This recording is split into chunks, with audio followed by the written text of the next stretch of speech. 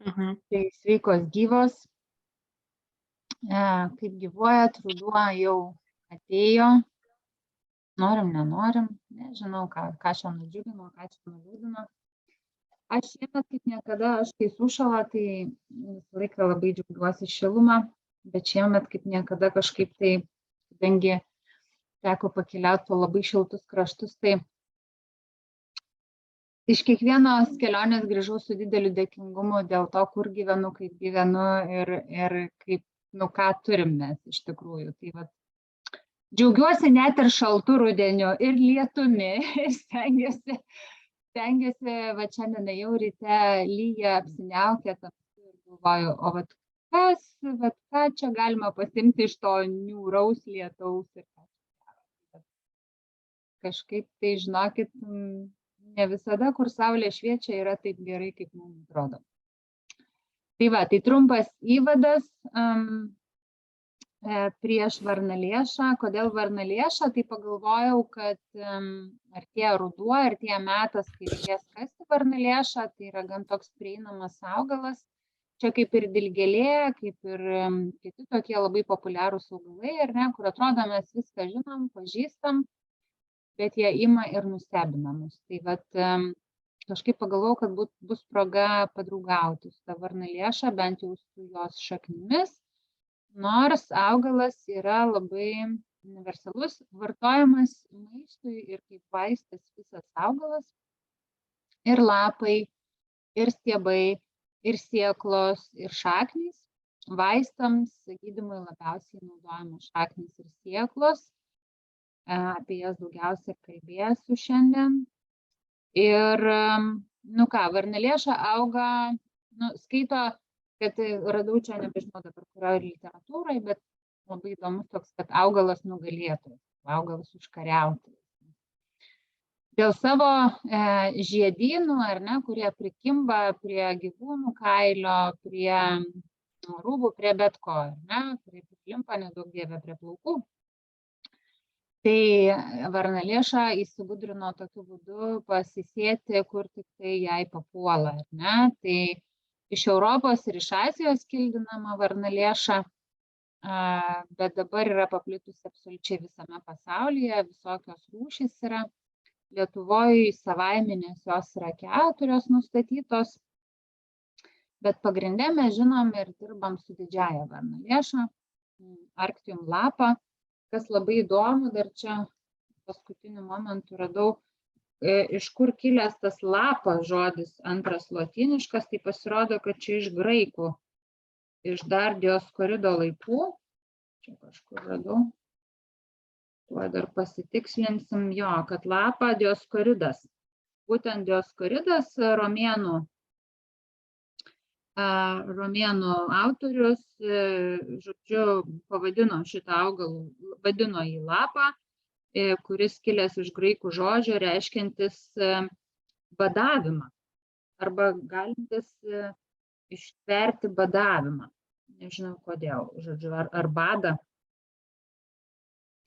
Nežinau kodėl, bet greičiausiai suprasim, kai kalbėsim, arba gal kažkam ateis mintis, kodėl taip vadinasi. Aš manau, kad jisai labai gerai, jis didelis ir maistingas, visas jį galima valgyti. Taip, jis yra maistas ir labai labai geras maistas, kad irgi jo. Tai vat, gal dėl to, kad bado metu, irgi jeigu kažkokie karai, marai, taip toliau, tai varnalėša gali pamaitinti. Ne tik šaknys, bet ir stiebai gali būti prieš žydėjimą pjaustomi ir žali valgomi ar su prieskoniais, arba tiesiog pakepinami, žodžiu, toksai augalas, kuris gali pamaitinti. Tai va, tai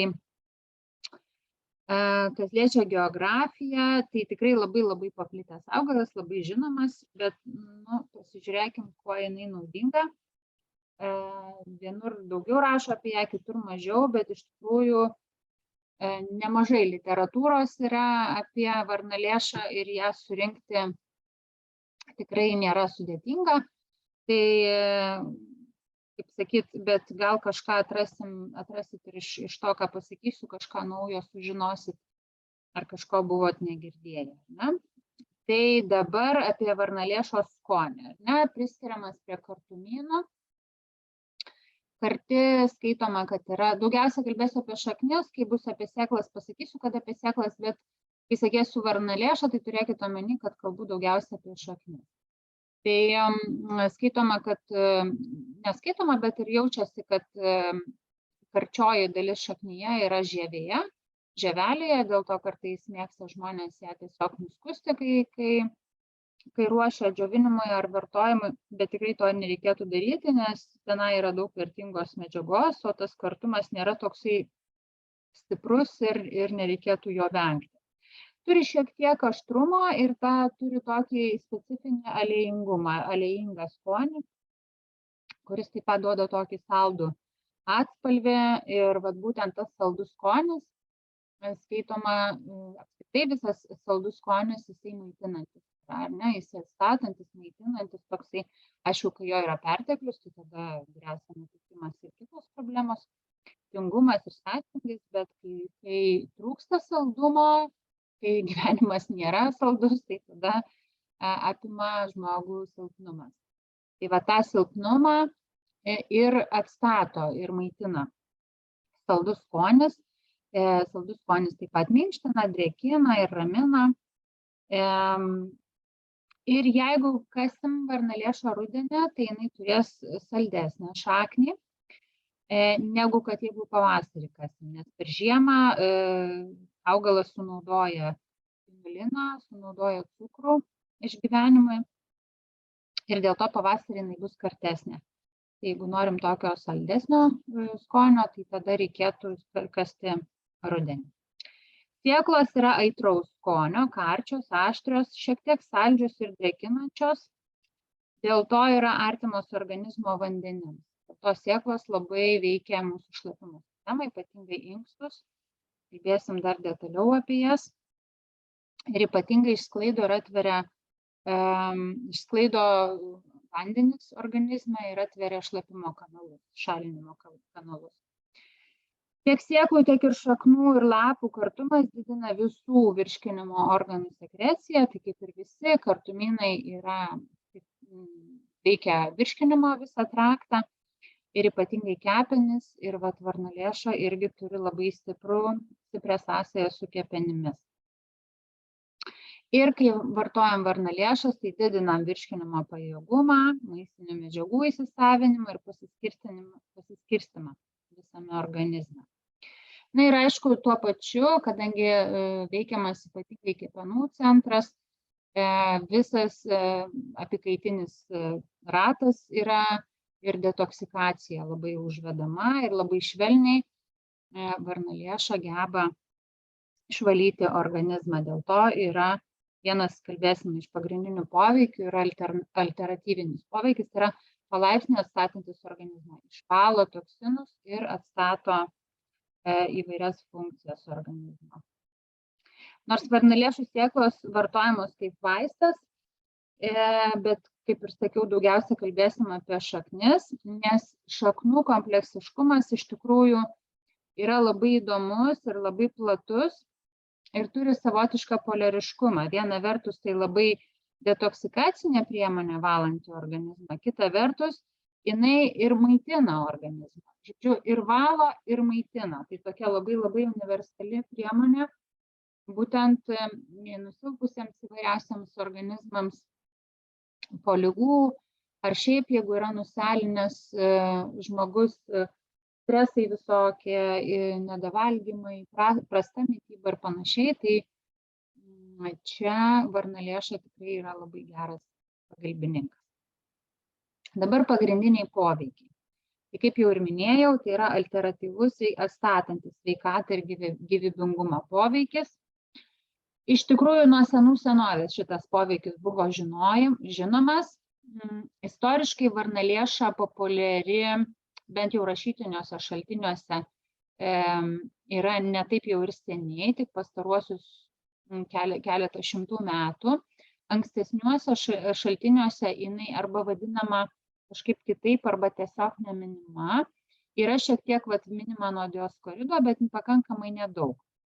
Bet nuo tų pačių pirmųjų paminėjimų, iš tikrųjų, varnalėša būtent ir minima kaip taip vadinamo blogo kraujo, ar ne, valiklis, tas augalas, kuris geba išvalyti organizmą, kai yra per didelis toksinų kiekis, kai yra užsistovėjęs organizmas, jisai nejudantis skysčiai, nesivalo ir tada organizmas ima valytis per visus kitus organus, kur tai yra įmanoma. Ir dažniausiai tai yra oda, ar ne?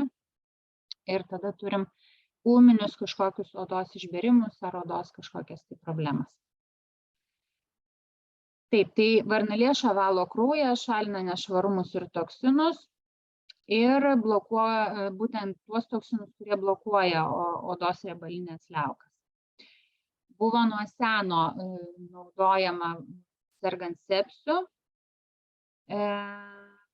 lėtinėmis uždegiminėmis karščio būsenomis, su tokiomis susijusius su visomis riebalinėmis liaukomis, ypatingai kai yra spuogai, kažkokie išopėjimai, karbunkulai, pūliniai ir kitos praktiškai dauguma odos ligų, kaip psoriazė, egzema ir panašiai, varnalėša puikiausiai tvarko per toksinų detoksikaciją ir pamaitinimą. Ir plus varnalėša labai atstato būtent aliejų dehidrataciją. Tai kai mums trūksta aliejų, tai nemažai mūsų organizmo sistemų taip pat kenčia. Ir bet kokios odos sudėtingos būklės, lėtinės ligos rodo gilesnį disbalansą ir medžiagų apykaitos sutrikimą. Ir organizmą reikia tinkamai detoksikuoti ir pašalinti medžiagų apykaitos produktus. Ir varnalėša čia veikia iš vidaus į išorę, ar ne? Mes gydom ne tik tai odą iš išorės, bet gydom visą organizmą iš vidaus su varnalėša. Ir varnalėša tai daro per kepenis, inkstus, limfotaką ir kraują. Kitas poveikis yra diuretinis, ypatingai sėklos yra diuretinės, tai yra šlapimą varančios, labai naudingos, kai susilaiko vanduo arba kai yra inkstai šiek tiek atrofavęsi. Reikia suprasti, kad dehidratacija, ar ne, ir kai trūksta vandens, tai yra ne tik tai vandens dehidratacija. Aliejai mūsų organizmui yra nemažiau svarbus, nes mūsų tarpląsteliniai audiniai, mūsų nervų visa sistema yra tiesiogiai priklausoma nuo kokybiškų aliejų kiekio ir nuo sutepimo šitų audinių. Ir varnalėšų sėklos iš tikrųjų turi lengvą sutraukiantį poveikį ir padeda padidinti tonusą ir funkciją inkstų, kai jie yra atrofavęsi, ir išstumti vandenis lengviau ir gausiau. Bet būtent toks diuretinis poveikis yra sėklų. Ir tai iš tikrųjų gali būti labai naudinga sergant edema. Ir šaknis ir sėklos pasižymi irgi diuretinėmis savybės, tiesiog sėklos šiek tiek yra stipresnį poveikį turi negu kad šaknis. Šaknis jos veikia švelniau ir ilgalaikiškiau, reikia ilgesnio laikotarpio, bet nemažiau efektyviai. Sėklos turi daugiau eterinių aliejų ir dėl to turi stipresnių diuretinių ir diaforetinių savybių. Tai vat trečiasis poveikis yra diaforetinis, tai yra prakaitavimą skatinantis. Dėl to varnalėša yra naudinga ir karščiuojant, tai yra karščiavimas, ir sėklos yra šildančios ir aromatinės. Ir kai yra per didelis karštis ir karščiavimas, jos yra ganėtinai naudingos. Nors ir gali atrodyti painu iš pradžių, nes sėklos yra šildanti priemonė ir atrodytų, kad kai karščiuojam reikėtų vėsinti, ne? Bet reikia atsižvelgti į ilgalaikiškumą ir trumpalaikiškumą. Sėklos yra šildomosios ir aromatinės trumpų laikotarpiu, tačiau vartojamos karščiuojant, jos trumpam padidina kūno temperatūrą, tačiau ilgainiui atvėsina organizmą, atverdamos odos poras, tas diaforetinis poveikis, ar ne, padidindamos prakaitavimą ir sumažindamos vidinį karštį. Tai toks iš pradžių tarsi karščio davimas, o po to jau atsiveria organizmas ir atsivėsina. Ši priemonė naudinga ir kitom sepsiniam bei agresyviom ligom, tokios kaip raupai ar tymai, iš esmės su karščiavimu susijusiems odos išbėrimams. Nes būtent sėklos stipriai ir gerai atveria šalinimo kanalus kepenų, inkstų ir odos. Na ir kadangi yra kartus skonis, tai varnalieša yra ir kartusis tonikas, stimuliuoja virškinamąjį traktą, kepenis ir tulžies pūslę, didina tulžies sekreciją, skatina geresnį riebalų ir tulžies pūslės įsisavinimą, riebalų ir aliejų pasisavinimą plonojoje žarnoje. Tinkamas aliejų riebalų įsisavinimas padeda sustiprinti ląstelių membranas ir neleidžia ląstelėms prarasti vandens. Tai vat, kai trūksta aliejų ir kai yra disbalansas, tai mes negalim tinkamai ir vandens pasisavinti. Dėl to, vat, balansuojant mitybą, reikia labai atsižvelgti būtent į kokybiško, ne transriebalų, bet kokybiškų riebalų suvartojimą. Ne? Tai sviestas ir panašus dalykai neįeina į geruosius riebalus, tai labiau galbūt alyvuogių aliejus ar ne, omega 3 ir panašus žuvų taukai ir panašus aliejai, kurie priskiriami jau tiems, kurie vat, būtent reikalingi šitiems svarbiems organizmo procesams.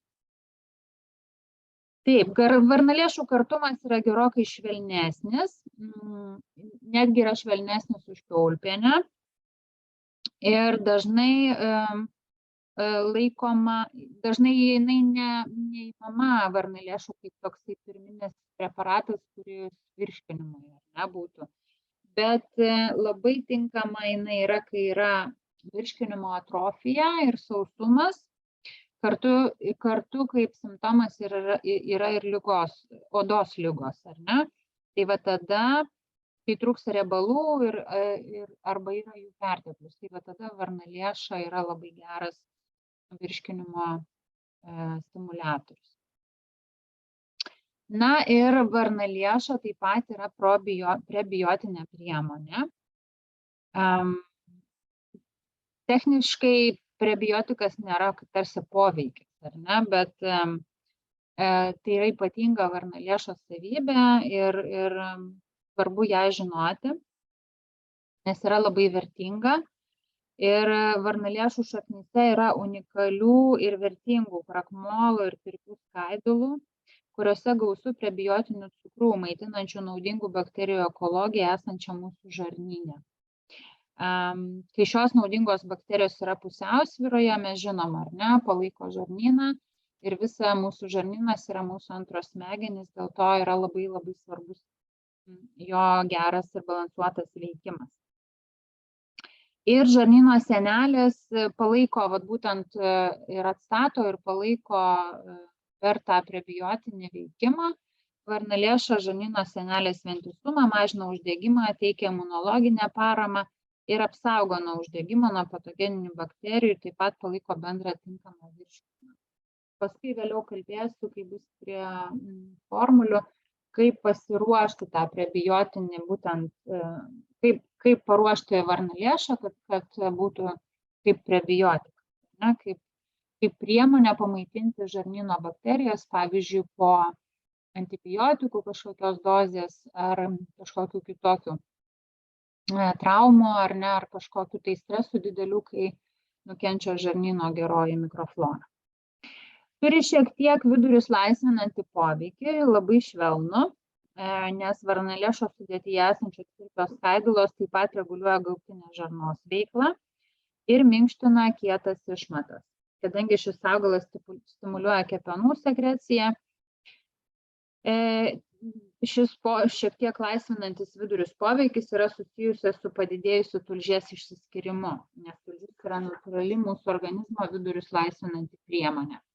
Nors ji nesukelia vidurius stimuliuojančio poveikio, kaip kiti tokie griežtesni augaliniai vidurius laisvinantis vaistai, vaistiniai augalai. Ir iš tikrųjų sudėtingieji angliavandeniai taip pat suteikia šiek tiek masės, kad išmatos būtų minkštesnės. Tačiau pagrindinė varnalėšos indikacija yra sausos kietos išmatos, kurias reikia labiau sutepti per virškinimo sekreto ir gleivinės membranos aktyvumo dinamiką. Na ir jau kalbėjom, kad varnalėša yra ne tik vaistas, bet ir maistas. Tai iš tikrųjų yra labai stiprus maistinis tonikas ir galima pasigaminti ir maistingą arbatą, ir tinktūrą, ir ruošti kaip šakninę daržovę naudoti. Ir tai iš tikrųjų labai įprasta yra daryti japonų virtuvėje, ir japonų virtuvėje jinai yra vadinama gobo. Tai jeigu kas nors ar keliaujant, ar net ir Lietuvoje, kur nors prie japoniškos virtuvės produktų galite rasti gobo, ir tai bus būtent varnalėša, kuri yra tiesiog naudojama kaip daržovė. Azijoje ir Europoje varnalėšos nuo seno vartojamos irgi kaip daržovės, kaip ir pastarnokas, pavyzdžiui, maišant ir gaminant sriubas, darant kaulų sultinius, arba tiesiog verdant garuose tas šaknis ir dedant tai kažkokius tai prie kitų daržovių. Yra rekomendacijos nulupti išorinę odelę, kad nebūtų tokia karti, tačiau savo knygoje Laukinės medicinos sprendimas gydomose rašo, kad viena iš pagrindinių priežasčių, kodėl varnalėša yra tokia naudinga pilvui, yra išorinės žievės kartumas. Jeigu mes norim šiek tiek sumažinti kartumą, bet prarasti gerą poveikį, tai galim tai daryti, bet tikrai nerekomenduoju. Taip, pasak Matthew Woodo, varnalėša taip pat laikoma meškos vaistu, tai čia pagal Amerikos indienų mokymą. Ji moko, kad meškų vaistai turi dorybę, kuri turėtų padėti atkurti antinksčių žievę. Tarp kitko, antinksčių žievė daugiausiai ir yra sudaryta iš riebalų. Dėl savo aliejinės prigimties jinai ir atstato tą antinksčių žievę. Antinksčių liaukos atrofija gali būti laikoma išsausėjusi, išsekusimi ir susiraukšlėjusi tie antinksčiai, ar ne? O pagal simpatiją aliejingi ir riebūs augalai padės atstatyti šiuos inkstų riebalus. Jei mūsų antinksčiai yra palaikomi ir gauna geros mitybos, mes galime geriau tvarkyti su savo kūno natūralia reakcija į stresą. Tai čia vėlgi grįžtam prie mūsų gyvenimo būdo, ir sąsajų, kada nukenčia antinksčiai ir kodėl jie nukenčia. Tai dėl nuolatinio ar pastovaus kavos vartojimo, nuolatinės stimulacijos ir aišku kitų streso veiksnių, ar ne. Tai vat antinksčiai jau vyresniam amžiui 40 ir viršaus jau dažniausiai būna apvargtelėję tokie ir jiems tikrai reikia paramos. Tai varnalėša vyresniems žmonėms turėtų būti tokia kasmetinė periodinė profilaktinė priemonė atstatyti tuos antinksčius ir padėti jiems funkcionuoti, nes nuo antinksčių priklauso visa hormoninė mūsų sistema ir jos balansas, endokrininė sistema ir būtent gebėjimas reaguoti į stresą, ar ne, išlaikyti ramybę. Ir matysim pagal psichologinį varnalėšos paveikslą, kad varnalėša vat tą ir suteikia, ar ne, gebėjimą gyventi neapibrėžtume, ramiai gyventi neapibrėžtume ir pakalbėsim toliau ir daugiau. Na ir paskutinis toksai poveikis, kad varnalėša veikia ir limfos sistemą, yra limfagogas, skatina limfos cirkuliaciją, veikia visas limfos apytakos sistemas teigiamai, padeda išjudinti sąstingį limfos ir panašiai. Tai vat vėlgi čia labai eina sąsaja, ar ne, ir su odos visom problemom, kai yra sąstingis limfos sistemos, kai yra skysčių, aliejų, ar ne, trūkumas, tai tada limfos sistema irgi stoja. Davidas Winstonas teigia, kad varnalėšos veikia ypač sergant lėtiniu limfmazgių padidėjimu, mastitu ir limfedema. O sėklos tradiciniai kinų medicinoje vadinamos New Bangzi, vartojamos nuo raudonos skausmingos gerklės, kosulio, kiaulytės ir skausmingų padidėjusių limfmazgių. Tai vat sėklos tinka ir įvairiausiam gerklės negalavimam. Na ir čia kažkaip man atėjo dabar sąsaja su tuo, kad kai mes esam streso būsenose, kai mes esam kažkokiose nerimo būsenose, tai mes tarsi negalim savęs išreikšti ir iškalbėti. Tai va tada kyla tos visos gerklės ir kitos problemos, tai čia vėlgi varnalėša gali būti labai gera pagalba.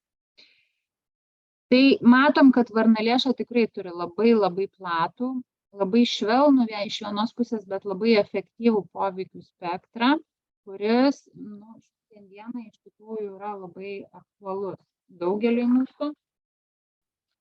Ir dabar matysim pagal organus dar, kaip dar ta varnalėša būtent per organus veikia, ar kuriuos pagrindinius organus ir sistemas ir audinius varnalėša yra artima jiems. Ne? Tai pirmiausia, kepenys ir tulžies pūslė. Ir iš tikrųjų varnalėša naudojama abiejose taip vadinamose kepenų pusėse, tai ir virškinimo dinamiko, ir detoksikacijoje. Ne? Tai ir įeinant, ir išeinant medžiagom iš kepenų. Žodžiu, ir įėjimo kelyje, ir išėjimo kelyje palaiko varnalėša. Kepenys iš tiesų yra, kur ši priemonė veikia ir naudojama organizmo medžiagų apykaitos funkcijoms reguliuoti. Ir čia iš tikrųjų veikia būtent tas kartusis, kaip kartusis tonikas, kaip kartuminas. Mes jau Vudas rašo, kad medžiagų apykaitos scenarijų reikalaujantį naudoti tokią priemonę, rašo, kad kepenys medžiagų apykaitos vieta nedegina pakankamai švariai, kad pašalintų visas katabolinės atliekas, o inkstai ir oda yra pernelyg apkrauta arba pati nepajėgia pašalinti šių atliekų produktų. Tai va tada yra reikalinga varnalėša. Labai įdomiai iš tikrųjų, būtent mes jau Vudo knygoje Žolelių išminties knyga arba The Book of Herbal Wisdom rašo jisai, remdamasis vienu indėnu, Amerikos indėnu, žolininku, kad yra dviejų tipų aknės, kepenų aknė ir inkstų aknė. Tai yra užterštos kepenys, tai tada aknė būna spuogai tokie pavieniai, bet dideli, tokie pūlingi, tokie riebūs ir pūlingi būna. O kai yra inkstų aknė, tai tada tie spuogai būna mažiukai, tokie nedideli, bet aplink juos tokie raudoni sausi plotai. Tai va, iš tikrųjų ir vienu ir kitu atveju varnalėša gali padėti, nes veikia ir kepenis, ir tulžį, ir inkstus. Bet reikia turėti omeny, ar ne, kad būtent skirtingi odos simptomai atskleidžia skirtingų organų nusilpimą, ne, arba kuriam organui reikia paramos. Tai kepenys ir tulžis, virškinimo sistema, ar ne, tai yra su kuo varnalėša draugauja ir padeda inkstai ir šlapimas. Būtent toksinų pašalinimo prasme, šalina ne tik per odą, bet ir per šlapimą ir inkstus. Būtent varnalėša per diuretinį savo poveikį, na ir kraują. Tai kaip ir jau minėjau, kraujo sistema, nuo senovės tas blogas kraujas vadinamas, ar ne, nes varnalėša valo kraują, grynina. Ir blogas kraujas iš tikrųjų nereiškia, kad kraujyje yra nešvarumų, nes jeigu taip jau tai būtų labai labai blogai. Tačiau šitas terminas labiau naudojamas apibūdinti nešvarumams ar toksinams kraujyje, kurie dažnai yra šalutiniai mūsų pačių medžiagų apykaitos produktai, priešingai nei aplinkos toksinai, pesticidai ir taip toliau. Žodžiu, kai kepenys ir virškinimo sistema nefunkcionuoja gerai, ne viską suvirškina ir susitvarko, ir tada į kraują patenka nepilnai suvirškintos medžiagos. Tai va tada yra vadinama blogo kraujo sindromas, arba blogas kraujas. Ir tada varnalėšos valo kraują, jį stiprina, nes palaiko virškinimą ir taip pat turi endogeninių maistinių medžiagų, pamaitina. Kaip jau ir kalbėjom, limfa veikia su paprastai vartojamas limfos sąstingiui ir patinimams šalinti, o tuo pačiu tai ir detoksikuoja sistemą ir padeda visiems šitiem organams. Oda, dar vienas organas, kurią labai gydo iš vidaus į išorę. Išoriškai iš tikrųjų gydyti odai galima naudoti lapus. Varnalėšų lapai naudojami įvairiems nudegimams, ypatingai ūminiams kažkokiems. kai yra kažkokie tai pūliniai, opiniai dariniai ant odos, tai tada varnalėšos lapai gali pasitarnauti labai, labai gerai. Kaip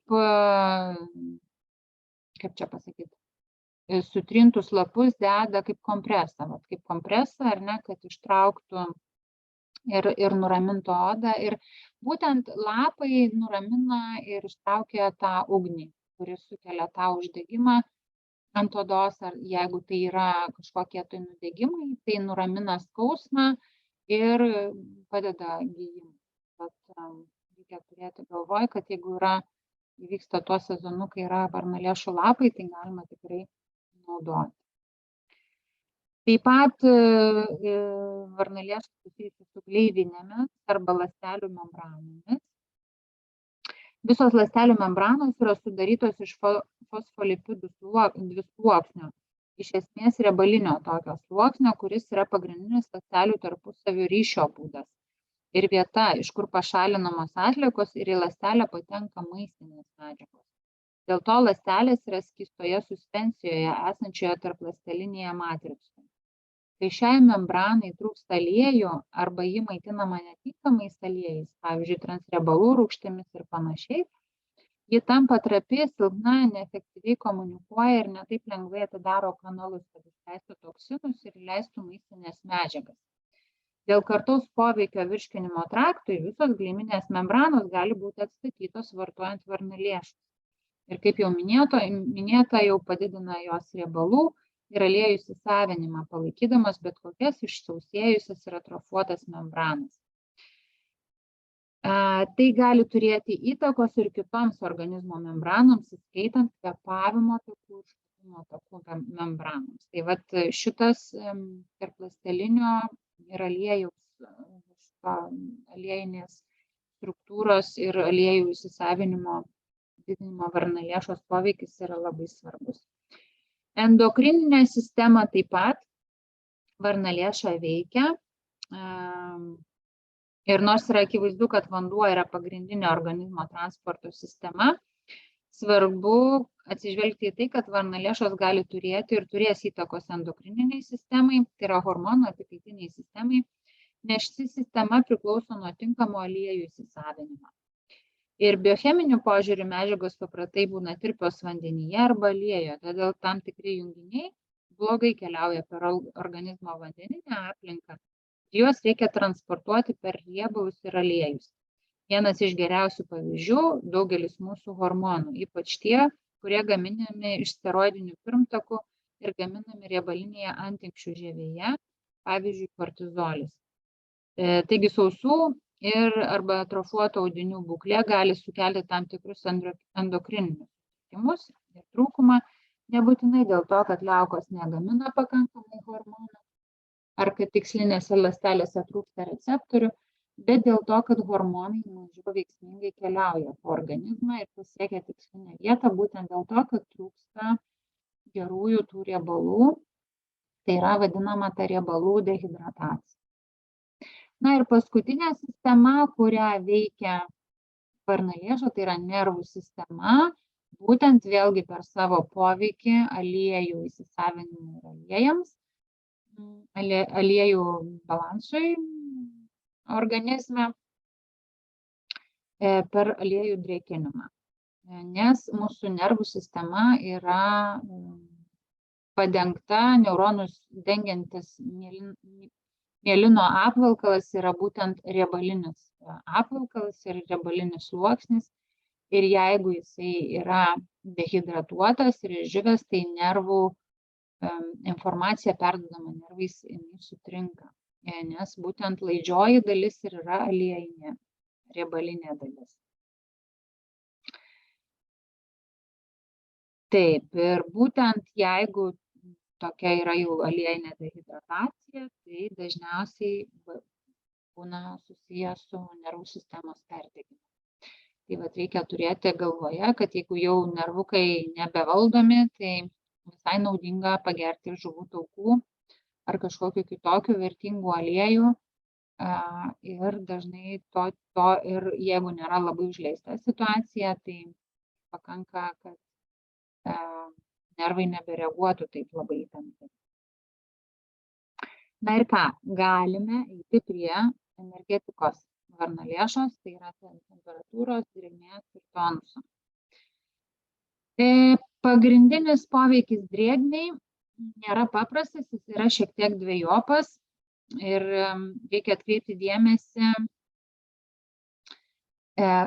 Jis yra dvejopas būtent dėl to, kad veikia ne tik tai vandenis per diuretinį ar ne savo poveikį, bet ir aliejus. Tai vat ir mūsų visi skysčiai organizme yra daugiausia vandens ir aliejaus struktūros ir sandaros. Ir kitas dalykas, į ką reikia atkreipti dėmesį, tai yra trumpalaikį ar ilgalaikį poveikį. Viena vertus, varnalėša gali būti laikoma sausinančia priemonė, nes didina skysčių išsiskyrimą per savo diuretinį poveikį iš inkstų. Taip pat didina kepenų ir tulžies pūslės sekreciją, kuri galiausiai pasišalina iš organizmo ir kartu ir prakaitavimą didina, žodžiu, visa tai yra apie tai, kad skysčiai išeina iš organizmo, tai tarsi džiovina organizmą. Ne? Ir ilgalaikio vartojant iš tikrųjų gali sukelti konstitucinį išsausėjimą ir vandens elemento požiūriu būtent. Nors iš aliejų perspektyvos matom, kad varnalėša iš tikrųjų drėkina. Padeda organizmui geriau įsisavinti riebalus ir aliejus, reguliuoja odos riebalinių liaukų sekreciją, antinksčių ir nervų riebalinį sluoksnį bei visas ląstelių membranas. Ir štai kodėl jinai dažniausiai vartojama esant sausai, niežtinčiai, kvestionuojančiai odai, žarnyno sausumą ir bendrai silpnai išsekusiai sausai konstitucijai. Trumpalaikis augalo vartojimas šiuo atveju gali būti gydomoji priemonė, tai svarbu subalansuoti augalą formuojant preparatus, jeigu naudosime į ilgesnį laiką organizmo atstatymui ar kažkokiam kitam balansavimui. Ne? Tai tada mums reikia drėkinančių augalų į formulę, kurie padėtų konstituciškai neišdžiovinti organizmo. Tai vienas iš tų augalų, kurių poveikis yra šiek tiek mišrus ir kurie gali skirtingai veikti skirtingus žmones. Todėl labai svarbu atkreipti dėmesį į vartojančio žmogaus ypatumus ir stebėti, ar nesusidaro drėgmės kokybės disbalansas. Ir būtent tas ar nesusidaro pernelyg didelis džiovinimas. Dabar temperatūriškai varnalėša yra neutrali, kai kur gal šiek tiek vėsinanti, nes vis dėlto jinai turi tą kartumą, o visi kartūs augalai yra vėsinantis. Bet šaknys neturi daug eterinių aliejų, dėl to tas vėsinimas yra labai toksai, nėra eteriniai aliejai iš tikrųjų sušildytų ir duotų šildomąjį poveikį, tai vat sėklos yra šiek tiek šildančios, nes turi daugiau eterinių aliejų, o šaknys jos yra tokios neutralios. Ir būtent dėl šito neutralumo temperatūrinio jų pritaikymas yra ganėtinai plačiai universalus, nes temperatūriškai jinai neišbalansuoja. Priešingai negu kad kiti stipresni kartieji alternatyvai, ne? Pavyzdžiui, kaip kiaulpienė, stiklialapė mahonija ir panašiai. Dabar, kas liečia tonusą audinių, tai turi sutraukiantį ir tonizuojantį poveikį. Nėra labai stipriai, yra nei visais aspektais yra tokia varnalėša švelni. Bet gali padėti sustiprinti nusilpusius audinius. Apskritai, jeigu yra nusilpęs organizmas, išvargintas, sausas, išdžiūvęs toksai ir pervargęs, tai varnalėša visais poveikiais yra labai naudinga. Na, čia galėsiu daugiau dar pasiskaityti, nenoriu išsiplėsti apie audinių būsenas, apie poveikį došams ir panašiai. Visada čia nemažai informacijos, bet dabar eikim prie specifinių tokių indikacijų.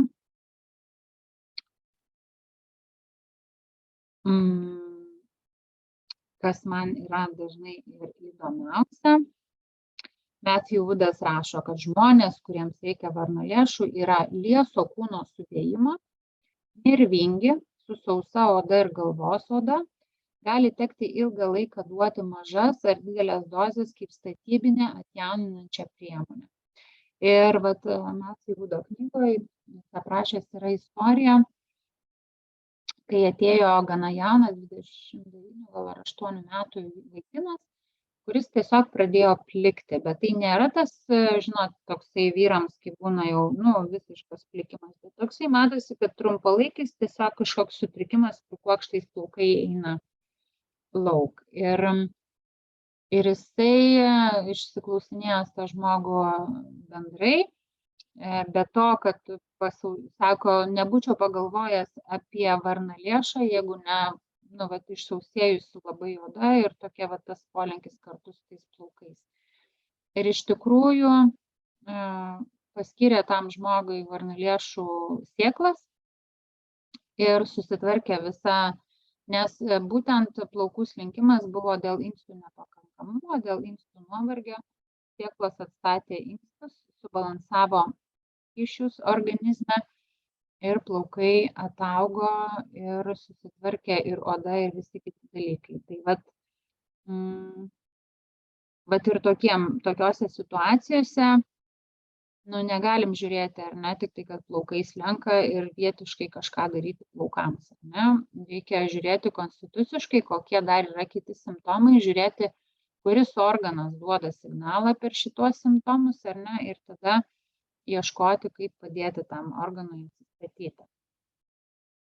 Ir Jimas McDonaldas irgi rašo, kad sėklos vartojamos ūmiems sutrikimams gydyti, jų poveikis pasireiškia greičiau, bet nėra toks ilgalaikis, o šaknis labiau tinka lėtinėms ligoms gydyti ir pasireiškia lėčiau, bet duoda pastovesnių rezultatų. Psichologinis varnalėšos paveikslas. Matthew Woodas rašo, kad psichologiniu lygmeniu varnalėša padeda mums susidoroti su nerimu dėl nežinomybės, kuris slypi tamsiuose miškuose ir kurios mes negalime kontroliuoti. Jau užčiuopia gilius, sudėtingus klausimus, prasiskverbia į esmę ir iškelia senus prisiminimus bei naujus atsakymus. Jis suteikia mums tikėjimo judėti pirmyn savo keliu, nepaisant nežinomų problemų, kurios gali užklupti mus kelyje. Ji padeda bijančiam žmogui tapti ištvermingesniam, o ištvermingą klajūną sugrąžina į pradinį kelią.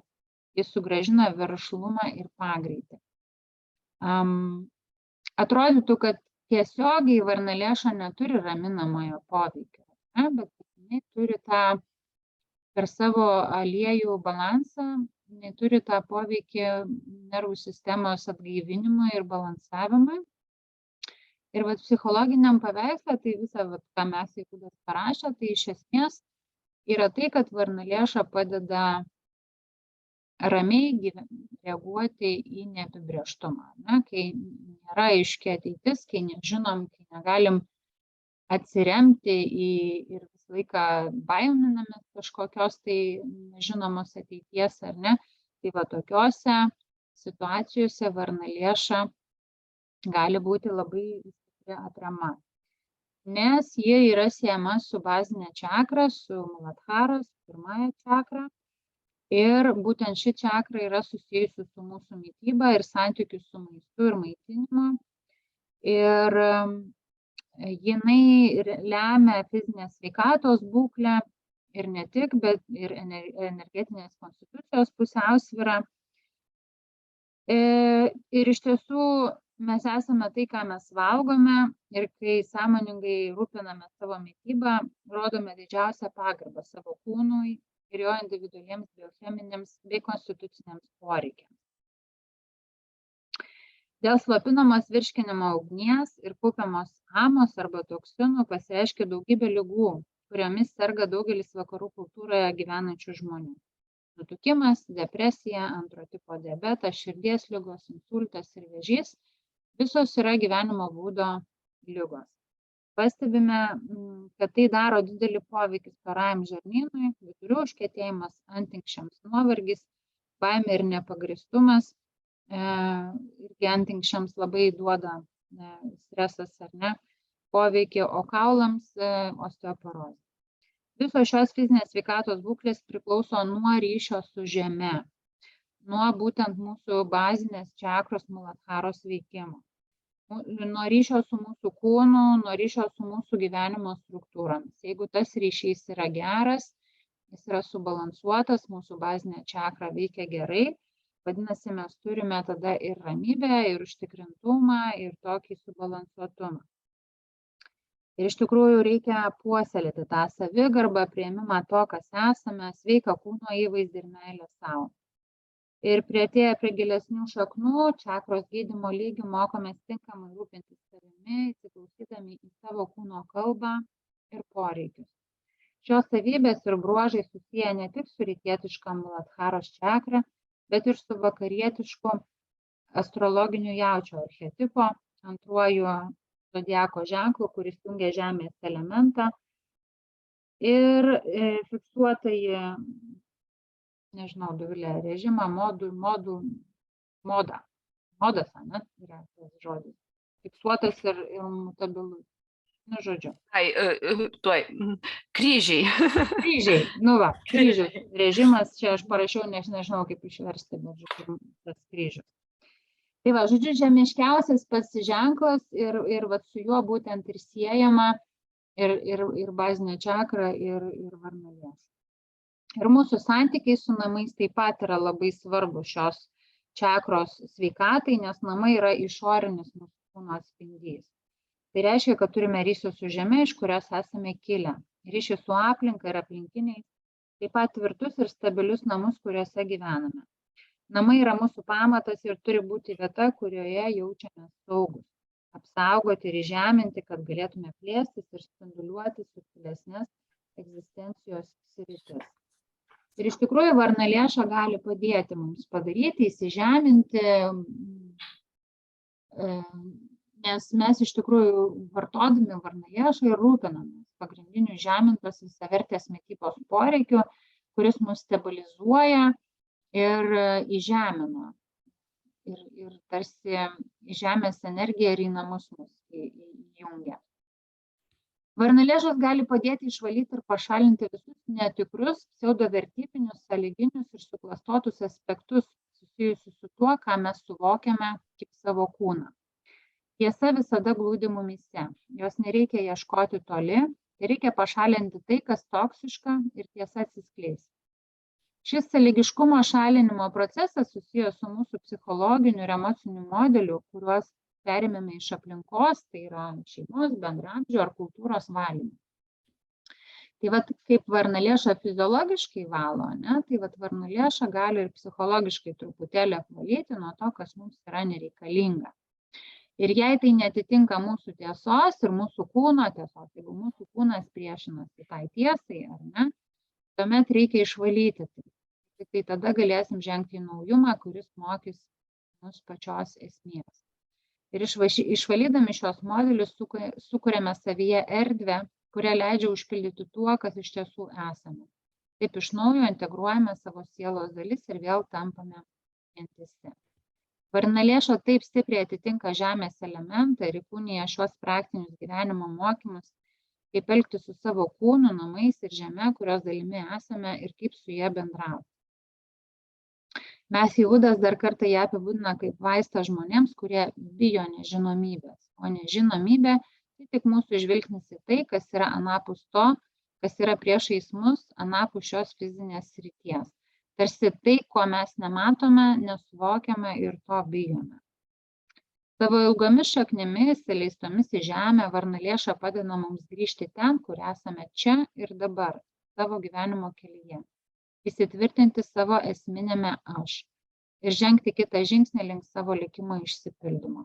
Atkurdama ryšį su mūsų kūno išmintimi, mūsų vidiniais instinktais ir pačia žeme, ji moko mus pakeisti baimę pasitikėjimu, kad galėtume judėti pirmyn, skirta kryptimi. Tai iš esmės reiškia tikėjimo, įsitikinimo, pasitikėjimo ir gebėjimo suvokti, kad viskas, kas vyksta gyvenime, galiausiai mus moko, ir kad norėdami išmokti šias pamokas turime užmegzti ryšį su paties mokytojo archetipų ugdymą. Šiek tiek kalbėsim dar apie tą mokytojo archetipą, tai labai siejasi su Taro hierofanto arba šventiko archetipu ir pakalbėsim dar, kai kalbėsim apie ezoterinės sąsajas. Na, nežinau, ar dabar čia labai reikia man, nežinau, gal pasakyti kokią nuomonę, ar apie klinikinius modelius ir naudojimą. Paskaitysim. Jo, paskaitysit, manau, kad čia nelabai reikia, nes jau pagrindinius dalykus ir paminėjau, ir apie odos būklės, ir apie visą kitą, pasiskaitysit šitos dalykus. Tik tai gal paminėsiu, kas labai įdomu, gal, kad labai tinkamas augalas ir diabeto yra, diabetų sergantiems žmonėms arba diabeto prevencijai, būtent dėl inulino, šitų gerųjų cukrų, ką turi, ir žarnyno atstatymo, vėžio gydymui tiek radiacijos metu, tiek po chemoterapijos preparatų taip pat tinkama labai yra. Ir būtent nėščiosiom preeklampsijos situacijoje irgi yra naudinga. Dabar, kada, sakykime, įdomu, Ieva rašo, tai gal pažiūrėkim, ką Ieva rašo. Man įdomu dėl vėžio, konkrečiai dėl kraujo vėžio medžiagų augalų, kurie nurodomi kaip tinkami, tai kalba apie auglius. Aš manyčiau, kad tikrai nepakenks varnalėša būtent dėl to, kad jinai ir valo kraują. Yra visiškai kraują valantis augalas. Ir ne tik tai kraują valo, bet ir visą organizmą valo. Tai varnalėša tikrai manyčiau, kad vienas iš tokių labai ryškų priešvėžinį poveikį turintis. Galima aš truputėlį įsikišiu. Būtina. Jo, man labai įdomu, nes čia, jeigu kalbant apie inuliną, tai vis tiek kalbama, kad vėžys ten su cukraus perteklium, neperteklium, gal čia tas irgi turi. Jo, ir aš manau, kad bet kokiu atveju valymas, o ypatingai jo, aš tai čia supratau iš to parašym, kad čia netgi daugiau, ne tiek, vėžio prevencijai galbūt labiau netgi, o šiaip tai nuo pasiekmių, ta prasme, išvalyti nuo toksinų, kurį ypatingai dėl gydymo atsiranda. Aš gal pacituosiu, nes yra būtent mokslininko Donaldo Janso citata iš straipsnio, kad jisai rašo, kad ryškus priešvėžinis poveikis yra, o kai kurie tyrimai rodo, kad jie iš tikrųjų padeda veiksmingiau veikti kai kuriems chemoterapijos preparatams. Kiti tyrimai rodo, kad sudedamoji dalis arktigeninas yra fitotoksiškas plaučių, kepenų ir skrandžio vėžio ląstelėms, o normalioms ląstelėms toksiškumo neturi. Tai va čia irgi tokie.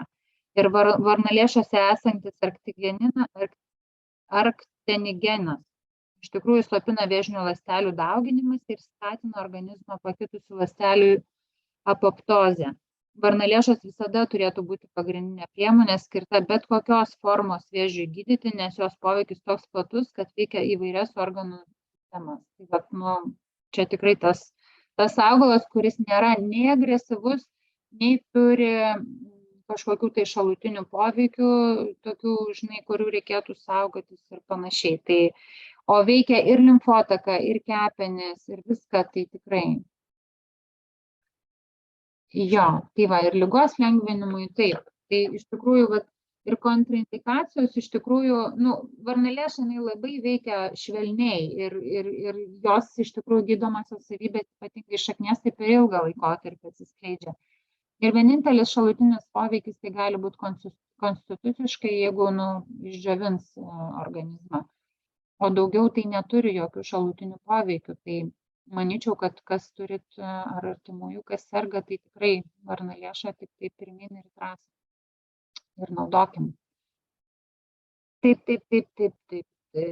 Dabar kažkaip čia išjungus jūsų visų. Gerai. Taip, tai dabar apie tai, kokius ekstraktus galima pasidaryti iš varnalėšos, kaip ją dozuoti ir naudoti labiau. Tai labiausiai iš tikrųjų toksai naudojimas, ir aš, pavyzdžiui, pati tai naudoju dažniausiai kaip nuovirą, bet labai naudoju ir kaip daržovę. Visą laiką dedu į sriubą, visą laiką dedu į sultinį. Jeigu kažką verdu tokį, net jeigu troškinį darau, kažkokį tai ten ar ankštinių, ar kažkokį, tai visada įdedu varnalėšą. Jinai neduoda ten kažkokio labai stipraus skonio, bet visą laiką turim tas gerasias savybės. Šitą gal gali paminėti, pavyzdžiui, lapus, pavyzdžiui, ar tik tai kotus, ar dedi ir patį lapą, ar tik tai šaknis, nu, vat, ne Ne, šaknų, tai aš čia tiek naudoju neprikasi. šaknis. Aš Jo, daugiausia bet... naudoju šaknis ir džiovintas šaknis. Mhm. Lapų manyčiau, kad ne, nes nu, vis tiek tas toksai specifinis galbūt gausis, nors reikia pabandyti. Šiaip tai kotai, tai tokie švelnus, nu jų padauginti nereikia, nes mes, nu, nesame Taip. įpratę, bet ten Taip. tik tai prieskonys duoda, neduoda, jeigu Taip. nedaug įdėsi, tai net nesijaustis, gana švelnu yra. Manyčiau, kad kotus tai tikrai drąsiai irgi galima kokiuose troškiniuose kažkur tai. Nu, tik svarbu nesenų lapų jaunų, aš tiesiog pati žinau, vat, kaip jie, nes, nu, kol nesumedėjo, o lapai irgi, nu, jeigu jaunutis visai buvo šviesiai žalias, Nu, kodėl ne, į sriubą manau, įmesti kad ir viskas gerai. Nu, tik susmulkinti, nu, kad žmonėm, kurie neįpratę. Taip. Nu, tai Jo. O tai kas šaknų tiek prikasa? Nežinau, kas prikasa, bet kai nusiperki, tai... Ai, tai va, nes aš galvoju, nu šakės, jeigu salotom ten į troškinį, nu tai aš suprantu, jeigu ten truputėlį džiovintos įbersi, tai ten iš viso jo turbūt nesijaus. Jo, bet aš galvoju, kad tu tas žalias, nes aš šitą žinau, kad yra katastrofa, va, darže leidau biškių užaugti varnalėšai jaunutė ir bet čia prieš mėnesį iškas jau būčiau sudėjus kur nors į maistą, bet parašyk, tada tai sakau, nu gerai, pasaugosiu maišiukį, pastovėjo, dabar ploviau, biškį paskutau, jo, bet jau reikia susmulkinti, jeigu džiovint, nes paskui jau bus sunku. Ne, tai aš nedžiovinsiu, aš tiesiog sudėsiu maistą arba, nu, sugriaušiu, šiaip jos skanios yra, realiai, nes ir taukius šaknis, ir šitos jos yra skanios, jos tokio riešutinio, gal topinambus netgi kažkuria prasme primena. Nėra taip, kad ten būtų toks ir galima griaužti salotas, manau, tarkuoti galima liuosiai. Tai va, su tais, nu, jeigu pati minėjai, kad kotas ir žalius valgo, tai va, to neparagavau, žinai, va, įdomu šviežia. Aš esu kažkur perskaičiau, nebandžiau, bet kad tiesiog druska pipirais pasibarsta ir bando. Nu, kaip į salotas, jeigu smulkiai, nes tiek tas aštrumas biški yra, nu, man įdomu. Aš tai va čia kieme dabar jau laukiu, saugau čia, turiu pasilikusi varnalėšą, tai saugau šiemet. Veja gadinsiu, bet šiaip tai aš labai, vat, nežinau, ten tu girodėjai, tą filmuką buvo, jūs pas tą žolininkė. Nu, šiaip yra žiauru iškasti varnalėšo šaknį, yra žiauru. Reikia labai didelį, sakau, gadinsiu veją, kasiu didelį plotą, bet varnalėšą iškasiu. Jo, nes aš tokia va mažytė, ten buvo jaunutė, nu, išdygo vasarą, dar palikau kurį laiką, kad biški paaugtų, jau rudeniop išsikasiau. Lapus irgi vat sunaudoju, nes mažiukai buvo. Bet tai tą mažytę jau iškasti vargas. Jo, jos labai labai gilios ir labai giliai augančios, tai yra ką veikti. Tai va ta žolininkė, tai jinai tą įrankį pasigaminus tokį labai kieto metalo, toks ilgas tas. Bet dar žinok, jinai aš kažkaip prisimenu, jinai rekomendavo, yra japoniški daržo įrankiai. Tai jie irgi gaminami iš tokie peiliai ir ganėtinai ilgi. Tai ypatingai kiaulpieniam labai gerai. Tai tie peiliai tai mačiau, jo, bet jie normalūs, jie va tokie va. Taip kitko dabar mačiau, Fiskarsų mačiau atsirado peiliai. Jo, bet būtent tie japoniški, jie brangesni, bet jie yra labai kieto to metalo. Ir jie taip nelinksta, nes tie, kur paprasti, tai...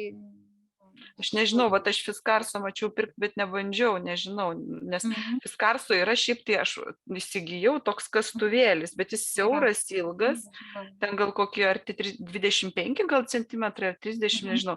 Tai tas jis ten tikrai kietas, jis tikrai taip, bet jisai neveikia kaip peilis, nors turi rankytą šoną, bet jis toks daugiau kaip, nu, darže iškasti siaurą ilgą kokį nors augalą su šaknim.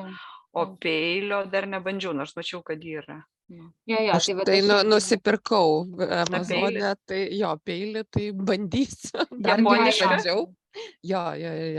Tai va labai gerai, tai jie va pasidalinkit po to savo įspūdžiais, kaip sekėsi. Kas aš irgi pasidalinsiu, kai kasiu jau tą savo čia išsaugotą, iščiustintą varną. Aš porą daržo gale irgi pasilikau, dabar taip aplinkui vaikšto. Jo, pasimetė čia prieš langus pievelė jinai išaugo ir neleidau nupjauti, kai pievelė pjovė, nu tai va sakiau. Bet jos gražios, šiaip jeigu va taip pasižiūrėjus, man jos žiauriai gražios, kai didžiulės karalienės, tokios vešlioj, žinai, ten, žinai, Sigita pas mano mamą, kokias ten vešlumas, tai ten jos tokios, milžinės, tiesiog net skanu žiūrėti jas. Man iš tikrųjų varnalėša, va taip aš ir kai ruošiau medžiagą ir kai ta man tokia motina. žinai. Bet jinai grynai tokia motina, kuri ir pamaitina, ir tokia didelė, ir tokia lyg ir apgina, lyg ir tokia Ir apgloja, žinai, jo, apkloja tokia ir tie apkloja, tie lapai. lapai didžiuliai tokie kaip kaldros, nu, vat sakau, man tai tokia augalas motina. Nu, mes vaikystėje tai naudojom lapus ir nuo lietaus, Taip, kai iš pievos parbėgti reikia, ar ne, iš taip, laukų, taip. ir nuo saulės, kai ten kažkur tai Taip, sėdi, kai paėmė galėjai kurią užsidedi. pasidaryti. O šiaip tai mes tai naudodavom apskritai, nu, kai nebūdavo ten tų maišelių visokių, nu, ta prasme, iš daržo kažką parsinešti, nu, kad ir daržovės kokios nors, nu, taigi suvinioji varnalėšos arba rabarbaro, dar lapai, jeigu, nu, pavasarį, kai rabarbarus skindavai, tai likdavo tie lapai. Ir kaip pakavimo priemonė, aš galvoju, visai. Nu, prašau, pritaikymo variantų labai daug. Jo, labai. O šiaip tai mano mama tai naudoja nuo uždegimų, ar ant sąnario kokio, ar kas nors, nu, ten ar pasitempimas, tai tik tai jos gal šiurkštokas, gal ten biškį nuplikyti reikia, arba košelę. Reikia sutrinti į košelę, jo, į košelę trinama. Tik tai netaip patogo lapą tai paėmė. Ai, žinai, dar atsiprašau, pabaigsiu, ką daro, deda į šaldiklį ir tada žiemą išsitraukia ir tada jis jau būna paminkštėjęs ir tada negriaužia ir labai gerai nuo visokių tokių uždegimų, patempimų, šiaip kai skauduliai ten ant strienų užsidėt kur nors. Jo, literatūra, žinokit, irgi rašo, kad labai padeda būtent klubų podagrai, tai yra, kai vat klubų jau sąnariai sausėja ir porėja, tai va tada, bet čia būtent mini sėklos. Kad labai padeda sėklos varnalėšų būtent atstatyti tuos podagrinius. Bet tai čia ką, į maišiukus deda ar tiesiog? Ne, ją reikia vartoti, gerti. Ai, reikia gerti, jo, gerti tas sėklas tiesiog vartoti. Tai va, būtent dar ir tokiam dalykui varnalėšos ir sėklos, tai matyti, žinai, stipresnis toks veikimas, tai turiu čia vieną žmogų, kuris jau ruošiasi keisti sąnarį, tai nusiunčiau, labai apsidžiaugė, sakė, pabandysim, nes tas skausmas, žinai, paskui ir vaikščiot neleidžia. O šiaip man tai vis tiek įdomu, visų pirma, sėklos kaip renkamas, nu, ta prasme, paimamas ten tas bumbuliukas spygliuotas ir kas yra sėkla, nu, vat, pagal tą. Sėklos renkamas tada, kai apverti tą bumbuliuką ir jos išbyra. Ai, va šitaip, ne? Jo, ir ta sėkla, jinai yra panašios formos į akmenuką tokios. Ir skaitoma, kad va, dėl to yra sąsaja tiesioginė ir jinai, nu, sėklos labai padeda ir tulžies ir inkstų akmenys. Dar per savo poveikį. Tai, va.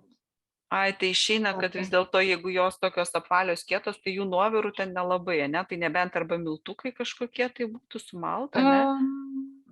Nes aš matau tik tinktūros.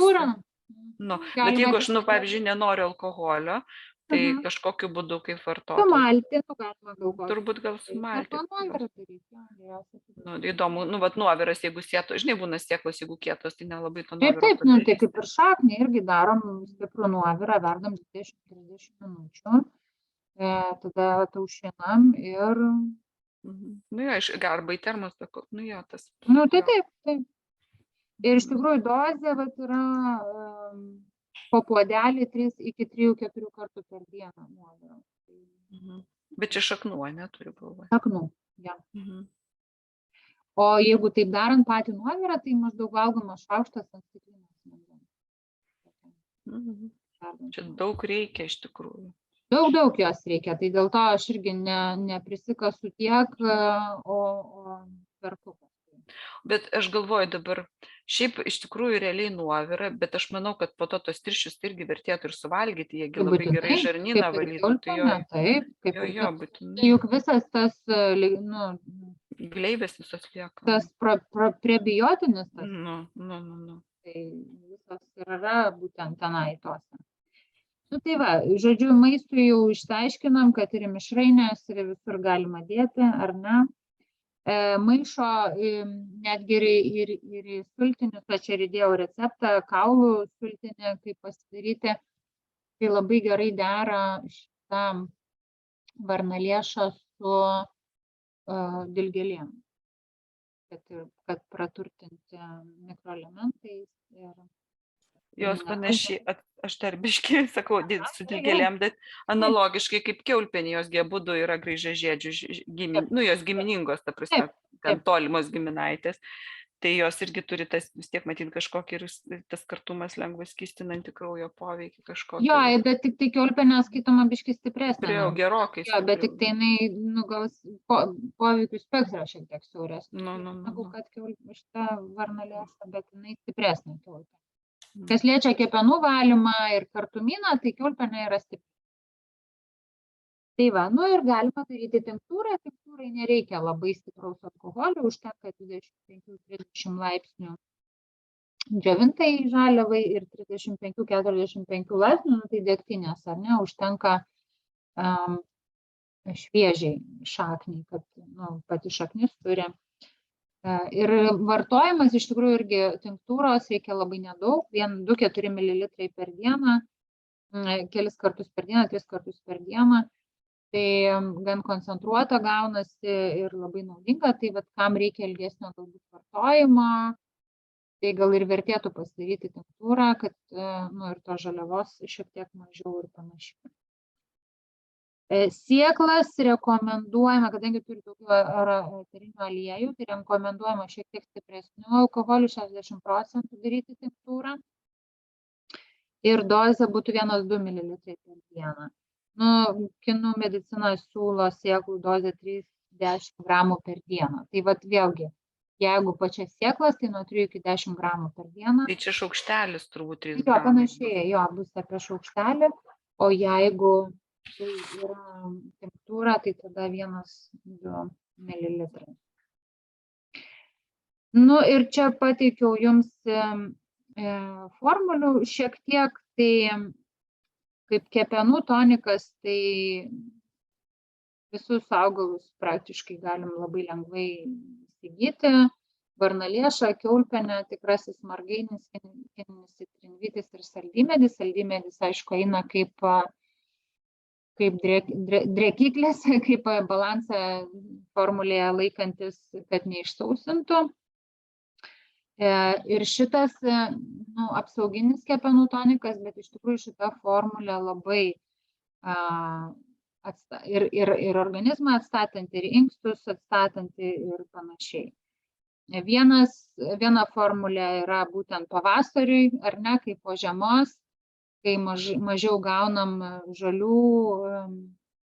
žalumynų ir tokių medžiagų mums reikalingų, tai čia vėlgi duetas varnalėša ir dilgėlė, ar ne, kiaulpienių šaknis, ir sarsaparilis dar yra įdėtas, bet galima jo ir nedėti ir galbūt įsidėti priklausomai nuo laikotarpio kažkokią tai raktažolę ar dar ką nors kaip pavasario toniką ir pavartoti, kad padėti organizmui atsigauti po žiemos, ar ne? Limfai suskatinti ir pravalyti varnalėšų raudonasis dobilas ir kibusis lipikas, apie kurį jau kalbėję esam, ar ne? Dar pastiprinimui galima vilkdavgį įmaišyti. Dar fitolaką yra. Fitolaką, aš sakiau, dar labiau pastudijuosiu, nes pas mane auga kaip gėlė. Bet jos nuodingos. Nuodinga, taip, bet ją jau ne vienoje knygoje radau kaip formuliai, kaip naudojama. Bet ar čia šitą fitolaką, atsiprašau? Šita 12-kuokė fitolaka, jo. Aš nežinau, tik žinau fitolaką, bet kokia ten kuokė. 12-kuokė fitolaka, būtent ta, kuri pas mane ir auga kaip gėlė, bet kiek žinau, tai naudojama šaknis jos. Tai sakiau, pastudijuosiu, tai duosiu žinią. Bet čia 25% formulės jinai yra. Tai įdomu. Žodžiu, pastudijuosim. Galima, kol neįstudijavę ir baiminamės nedėti, bet ir pakeisti tiesiog vilkdalgį ir varnalėšą, dar papildyti. O vilkdalgis čia iš viso man keista. Ką vilkdalgio naudoja? Šaknis tikriausiai. Šaknis, taigi jinai labai aromatinga, labai eterinio aliejų. Tai odai valyti, tai irgi tokia sudėtingesnė, bet vėlgi, tik tai mahonija. Aš tai čia turiu sodos augina pas mane čia kai kuri moteriškė, tai aš čia vis nužiūriu, kas čia ką augina, tai pas mane auga dyglialapė mahonija. O raukšlapę rūgštinę tai tikrai turim, dilgėlių lapus turim, asiūlį turim, galim sarsaparilį pakeisti kibiuoju lipiku, kas irgi bus labai efektyvu odai. Tai va, ir pasidaryti tokių formulių, kur reikia kažkokias tai lėtinės odos ligas. Ir įdėjau maitinantis kaulų sultinys, kai verdamas sultinys ilgai, tai čia kaip pavyzdys yra įdėtas, kai verdamas lėto virimo puode, verdamas parą, bet galima virti ir greitpuodį ar kažkur ir virti trumpiau, ne? Bet va čia būtent su varnalėša, su jūros dumbliais, dilgėlių lapų galima dėti. Tada išsivirus daugiau tokio sultinio, užsišaldyti ir paskui naudoti galima, kuris tikrai bus ir maistas, ir vaistas vienu metu. Ir ypatingai žiemai, dar pridėjus įvairiausio žolelių, čiobrelių, šalavijų ir panašiai, turėsim tokį maistą, vaistą ir organizmui, ir atstatymui, ir pamaitinimui. Ir yra inulino nuoviras, tai yra tas probiotikas, tai iš varnalėšos ir kiaulpienių. Ir kaip jį pasigaminti, būtent kai reikia žarnyną truputėlį pamylėti. Ir kaip jį sukoncentruoti, tą prebiotinį preparatą. Inulino dar turi ir debesylas, ir kiaulpienės, tai dar galima ir debesylo įsimesti, tai daug eterinio aliejų turi. Aš dar galvoju, bet čia apie šaknis, nes aš galvoju, šitų topinambai irgi jie labai daug turi, bet topinambai ir žolę, žinau, naudoja. Tai va, tai žodžiu, mes čia dar galim papildyti visokiausiais dalykais, o tam, kam reikia truputėlį, kas turi šaltą konstituciją, pavyzdžiui, kaip aš, tai labai naudinga ir imbiero įdėti. Kad mano kūnas, tai žinokit, dabar kaip išprotėjęs, iš tikrųjų, aš negaliu nieko valgyti, jeigu nėra aštru. Aš taip noriu aštrumą, mano organizmą šąla oras, vieta, šalta konstitucija ir man tiesiog iš vidaus reikalauja. Tai aš dabar ir wasabius, ir paprikas, ir jalapenus. Tai jeigu klausai kūno, tai mano kūnas dabar visiškai nori. Oi, net seilės dabar pradėjau galvoti. Tai va.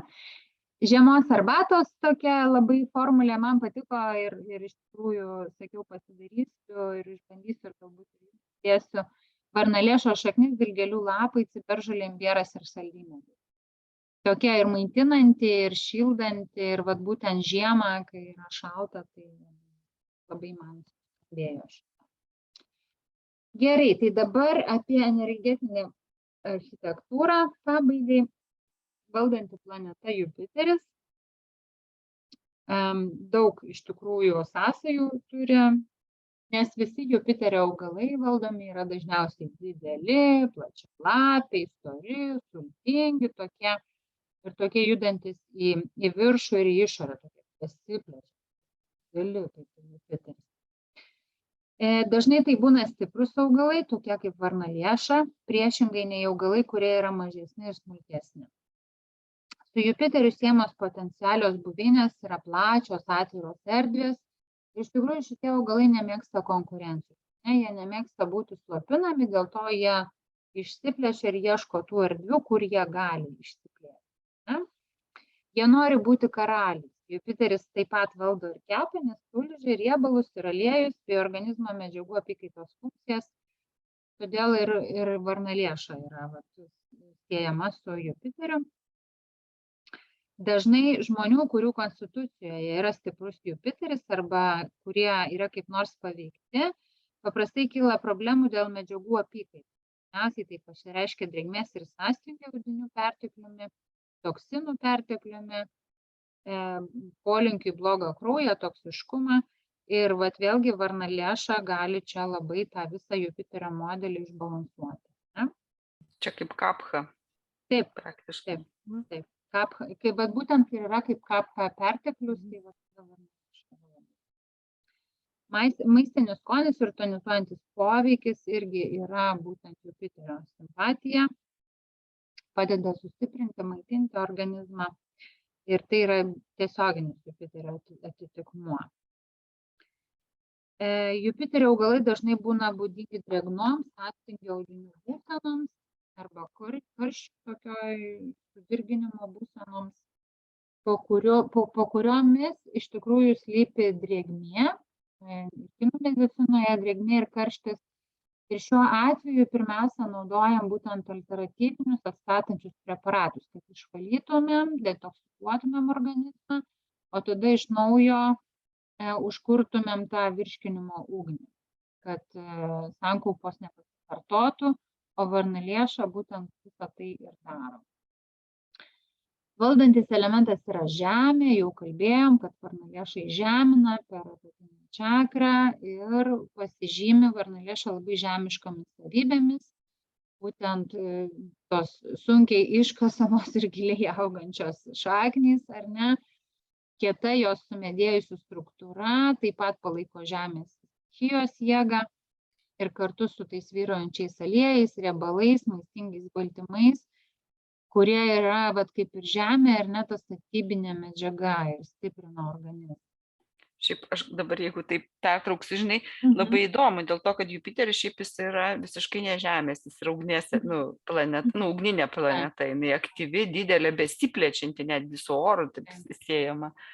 O čia žemė ir todėl, tas toks, man kažkaip visą laiką ir netgi daugiau vos ne su kažkokiu, ugniniu ženklu būtų norisi sieti ir labai tas keista, bet antra vertus jisai, kaip pati sakai, ta žemė šaknis labai galinga, tokia saturniška, jinai turi, tas miksas pas ją yra, toks keistas. Bet matai, dar žemė ir per saldų skonį, per maitinimą, per pamaitinimą, per tą irgi eina ir per tą energetinį judėjimą žemyn per vėsumą, tą irgi žemė, matai, čia tos ugnies, jinai daugiau vėsumo turi, negu kad ugnies. Tai va čia jo. Labai įdomu. Man irgi kažkaip, nes pagal plėtrą, pagal tą įvaizdį, tai tikrai toksai. Sakyčiau, irgi aš, žinai, pirmiausia, kai rašiau apie planetą ir tai paskui, žinai, spėlioju, galvoju, tai koks elementas?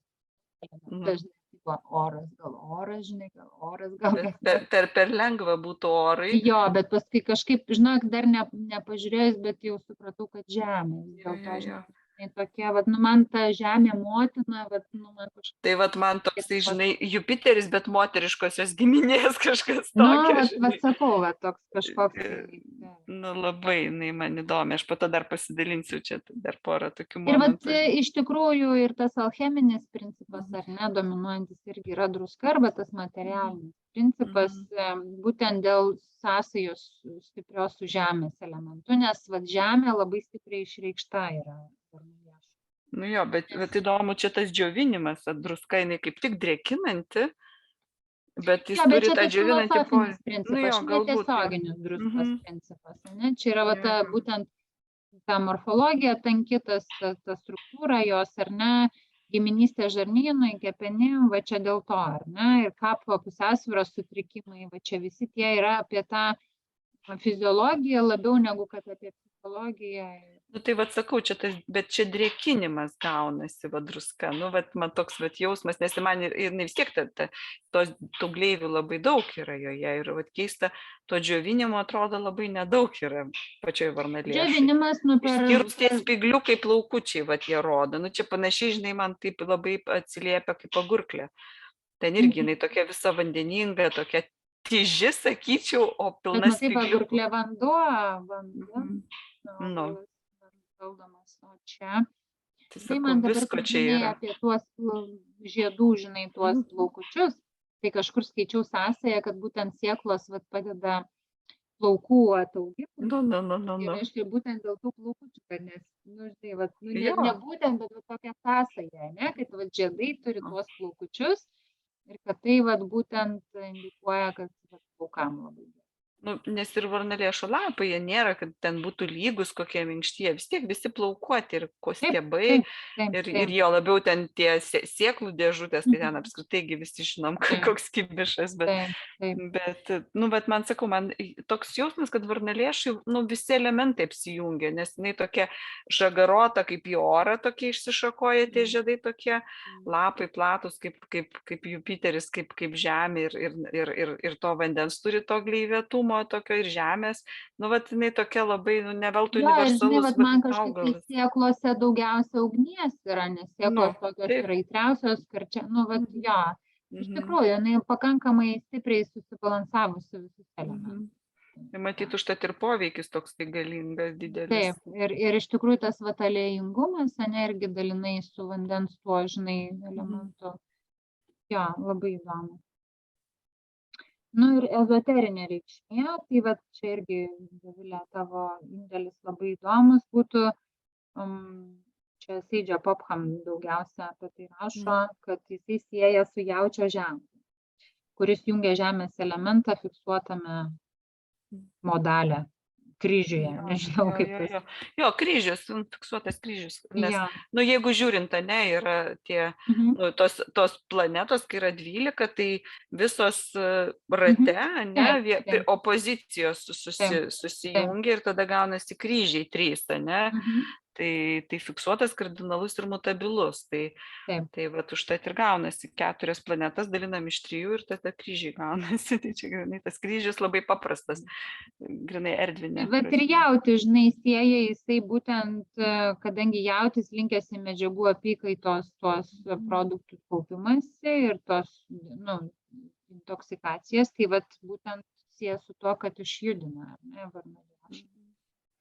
Jo, tik tai keista, kad labai per gerklę, bet antra vertus, jautis, jisai yra vis tiek Veneros ženklas ir šiaip jeigu per imti apatinę čakrą, tai čia būtų Marsas, ta prasme būtų avinas, avinas, šiaip tai galva, žodžiu, čia taip labai įdomi, bet jeigu įmant čakras, vis tiek apačia raudona, tai tokia ugninė Marsas ir tada, o antra jau būtų Venera ir tada jau ta, reiškia, kur lytiniai organai, ne, ta čakra, tai tada jau būtų čia, bet, sakau, čia visos tos sistemos, jos netaip lengvai susijungia.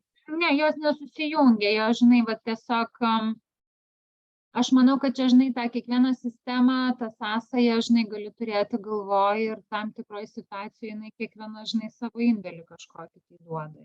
Ir taip. Nes, pavyzdžiui, jisai sieja su Taro, tuo hierofantu, su šventiku. Bet jisai naudoja tot kortas, aš net įdėjau paveiksliuką, nes, pavyzdžiui, aš naudoju Raiderio Vaito Taro kortas, ir man šitas šventikas visiškai nesisieja reikšmė visiškai nesisieja. Bet kai pasižiūriu į tą tot kortą, tai taip, tai tada yra ta sąsaja, su tuo šventiku.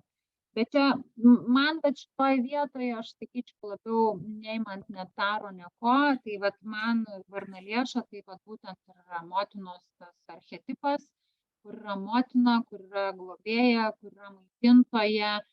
Ir čia man gal labiau netgi, sakyčiau, jeigu jau su Taro, tai eina su ta imperatorienė. Ta korta, kur yra, motinos archetipas. Bet ten Venera, ten yra visiška Venera, tai visiškai moteris, visiškai tokia, žydinti, švytinti, tokia lygiai skaičia oda, nėra spygliukų. Iš mažojo arkano tada yra, palauk, kažkuri tai karalienė. Karalienė tokia, čia irgi kardų karalienė ugninė, bet jinai tokia, ne kardų šitų skeptrų gal karalienė ugninė, bet, irgi, nes vandens karalienė, nors gal. Tai tai dabar irgi, kadangi jau čia apie tas kortas kalba išėjo, tai aš susiradau visas savo augalinės kortas, kurias turėjau. Jo, o palauk, o dabar, ką dar pagalvojam apie Taro jeigu, o kur yra ta, monetų? Jo. Monetų, kur yra gausa, kur yra dabar, palauk, kaip ta korta. 10 monetų, ne? Ten, jo, kur 10 namai, monetų, jo. kur yra gausa, derlius, va ten tas. Nu, bet nežinau, matai, varnalėša, jinai turi tą tokį, jinai neturi didelių žiedų, pas ją viskas taip vat vis tiek suskliausta. Jinai tokia, nu, tokia biški pernelyg, nu, kaip čia pasakyti, kukliai žemiška, jinai tokia, vat, nėra tos gausos, vat, Jupiteris tarsi gausą neša, bet jinai tarsi Jupiteris su Saturnu, nu, vat, kažkas tokio man jinai. Jo, ir man įdomu, žinai, nes aš pažiūrėjau dabar kas kaip traktuoja, žinai, visi skirtingai, tai pas Streigienę tai yra, oi, aš nežinau, kaip jūs matote. 3 monetos, matau. Jo, 3 monetos, aš gal paskaitysiu, nes bijau, kad čia nelabai matosi, nefokusuoja. Tai reiškia, jo, iš tikrųjų, tai 3 monetos, tai yra, reiškia, darbininkas, žmogus darbininkas, kaip pas Raidą Vaiterį, tai yra meistras, kuris susitelkęs dirba, nuoširdžiai dirba, padaro ir gerai iš to gyvena, nu, toks yra, nu, meistras, aš galiu parodyti, čia kitą knygą turiu tokią, kur visos kortos yra, nu, va šita, bet čia nelabai matas. Žinau. Jo, tai ir jinai, kaip sako, profesinė sėkmė, meistriškumas, atkaklių darbų pasiektas pripažinimas, bendros pastangos, komandinis darbas, nu, žodžiu, tai va, jinai tokia, jinai nėra, kad vien tik tai, žinai, toks plėtra ir toks, tai aš čia esu gražus ar graži, bet va tokia, va vis tiek su darbu, su kažkokiu susitelkimu, su tikslu. Tai va, bet man įdomu, aš čia dabar pasižiūrėjau šitą Herbal tarot, va šitą va tarot, šitą va. Nu, aš čia prisipirkus buvau kažkada čia kaip pas Streigienę, nes man baisiai smalsu buvo. Ir čia yra 4 taurės. Ir irgi įdomu, dėl to, kad 4 taurės susiję su tuo, kad žmogus jisai neįvertina to, ką turi. Reiškia, jis jau daug turi, bet jam dar, nu, siūloma kažkas, bet jam jau, nu, tarsi, nu, nebereikia, jau aš tą turiu, man, nu, va toksai, va, nepasitenkinimas gyvenimu, toksai truputėlį. Ir toksai biški, nu, liūdesys, negebėjimas įvertinti, ir aš dabar galvoju, čia tu pasakoji tą psichologinį portretą, bet man kažkaip, nu, taip, va, tiesiogiai gal nelabai susisiejo. Ne, nes matai, tas psichologinis labiau toks apie baimės, apie streso, nu, tokį sakau, neapibrėžtumą, jo. Nu, bet sakau, čia kiekvienas, žinai, traktuoja. Po to tokį turiu orakulą augalų, tai jinai labai tiesmukai siejame purification. Nu, va, čia jau labai tiesmukai ir labai tiksliai. Jo, bet žinai, kas man labai patiko, čia yra šita Herbcrafters tarot, va šitos. Va, man šitas labai patinka. Jo, aš irgi turiu ir va iš šito va, reiškia, yra pakabintasis. Ir, žinai, man taip tiesiogiai susisiejo, žinai, nes aš kaip tik va čia dabar irgi dar truputėlį su to taro biškai pažaidžiu. Dabar va paklausyk, labai gražiai pakabintasis. Tai yra tas, va, tu ten pasakoji labai gražiai, ten viens prie vieno apie pakabintojo misteriją, tai yra grįžimas, sąmoningas grįžimas į savo šaknis, kai tu su galva lendi į žemę ir savo visas baimės, nu, suvoki, priimi ir suvoki tos visus gamtos dėsnius ir tuomet, nu, tu tiesiog gauni tada, nu, kaip ir dovanai, impulsą tolesniam ėjimui, atsinaujinimui ir tokiam naujam gyvenimui. Ir labai įdomu, šita korta, jinai siejasi su Odino mitu, kai Odinas, reiškia, atėjo pas kažkokį ten ar burtininką ar dievą, ne, ir sakė, aš noriu gauti žinojimą, aš bet ko atsisakysiu, tik tu man duok tą žinojimą. Ir tada tas, reiškia, kaip ten buvo, kad jisai pasikabino už kojų, ar jis išlaukė. Reikėjo aukos. Jo, reikėjo teisingai, ką po aukos jisai pasikabino buvo ir savo akį netgi atidavė. Taip. Ir po kiek laiko jam tenka atėjo kažkoks kitas dievas ir atnešė runas. Bet, reiškia, ta auka įvyko, reiškia, čia pakabintojo mitas. Tai man labai gražiai, tik aš neprisimenu, kurioje tu čia vietoje taip gražiai skaitei, kaip, reiškia, su žemės dėsniais, susivokimas, atnešimas. Kaip prie čakrų, jo, tai yra grįžimas į savo šaknis, apie namus, ar ne, kad mūsų namai, mūsų šaknis, ten, kur mes gimę, vat, nu, viskas čia. Jo, ir aš čia po to dar ten kitoje knygoje apie va, šitą kortą irgi labai panašiai, ten siejamas su medžio šaknim, nu, vat, pakabinimas ant medžio, tai yra, kai tu suvoki tas šaknis, suvoki savo gelmę, suvoki tos ir principus, ne, svarbiausia suvoki tas žinojimo gavimas. Tai vat man labai gražiai čia visai man patiko tos sąsajos. Jo, man patinka šitą sąsają irgi. Šitą labai gerą sąsają pakabintuoju. Man kažkaip aš vat ir parašiau tą, ką čia, žinai, Teidžia Popham apie tą išminčių, nu jis ten irgi sąsają randa, žinai, ta prasme, bet man nu, gal sakau, su to kortom ir yra, žinai, bet jeigu su Vaito Raiderio, tai nelabai. Tai vat man su paruokliu tuo ir pakabintuoju. Ir jos tokios kibios, žinai, jos, nu, taip, va čia tas pažiūrėjimas iš kitos perspektyvos į pasaulį, nu, tiek, nu, nežinau, man tai jos labai tie kibišai irgi labai jie tokie faini. Jo, nu tai va, tai, nu super, Dovilė, labai ačiū tau už indėlį. Žinai, ką labai noriu paprašyti, jeigu gali įmesti, paminėjai orakulą, kur tikrai man labai patiko, surezonavo, kur buvo purification. Jeigu gali įmesti viršelį jo į grupę, gerai, aš tą prasme pasižiūrėsiu labai man. Man visai patinka, čia toksai paprastas, gražus, švarus, toksai tos kortos, tokios kažkokios labai elementarius, bet man, žinai, man svarbu ir estetinis dar vaizdas, nes va šitas, va, tai man jis toksai, nu, bet jie buvo gal pirmieji, kurie ir pabandė tą augalų padaryti, nu, tai toje labai primityvi, bet ir man tikrai toli gražu ne viskas siejasi, žinai, kas, nu, jo, bet. Super. Tai va, tai nežinau, ar kažką naujo apie varnalėšą sužinojot, o gal dar sužinosit, bet aš manau, kad tai augalas dar tikrai nėra iki galo atskleistas, jinai dar tikrai turi savo pamokų, tai bendraukim su ją, bandykim atrasti dar jos, atskleisti jos mokymą, ką jinai dar mums nori pasakyti, dalinkimės patirtim grupiai, iš tikrųjų, drąsiai dėkit, pavyksta, nepavyksta, kas pavyksta, nieko nepavyksta irgi.